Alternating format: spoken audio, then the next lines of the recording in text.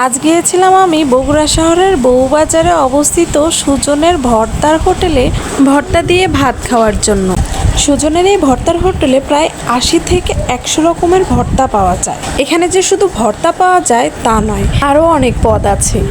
তার মধ্যে আছে সব ধরনের মাংসের ভুনা ও মাছের ভুনাও পাওয়া যায় এখানে। আমি নিয়েছিলাম ১৫ রকমের ভর্তা। তার মধ্যে ছিল মাছ ভর্তা, তিল ভর্তা, বাদাম ভর্তা, শুটকি মাছের ভর্তা। ভর্তাগুলো ঝাল হলেও আমার কাছে বেশ মজাই লেগেছে। ভর্তার সাথে আমি হাঁসের মাংস ভুনাও নিয়েছিলাম। হাঁসের মাংস ভুনাটাও আমার ভালো লেগেছে। এরপর আমি সবগুলো ভর্তা এক এক করে প্লেটে নিয়ে খাওয়া শুরু করলাম।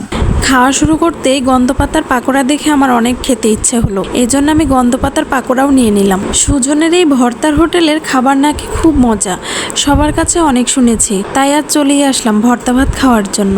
হাঁসের মাংস প্লেটে নিতেই গরুর ভুড়ি ভাজি দেখেও খেতে ইচ্ছে হলো। যেই বললাম সেই সামনে এসে হাজির গরুর ভুড়ি ভাজি। গরুর ভুড়ি ভাজিটাও অনেক মজার ছিল। প্লেটে সবগুলো আইটেমই আমি সিরিয়াল করে সাজিয়ে রাখলাম। সবগুলো আইটেম থেকে একটু একটু করে নিলাম আর খেলাম।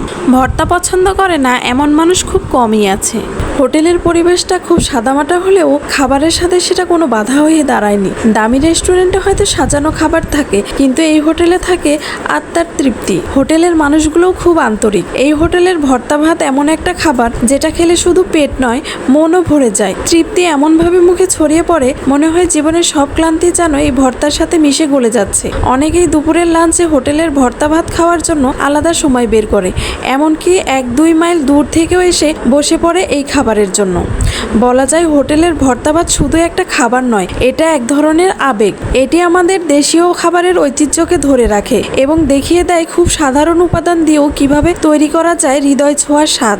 যখন জীবনের জটিলতা মাথায় চাপে, তখন এক প্লেট হোটেলের ভর্তা ভাত যেন মনে এনে দেয় শান্তির পরশ। তাই যারা এখনো হোটেলে বসে ভর্তা ভাত খাওয়ার মজা পাননি, তারা একবার হলেও সময় বের করে ঢু মেরে আসুন। এই অভিজ্ঞতা মনে থাকবে অনেক দিন।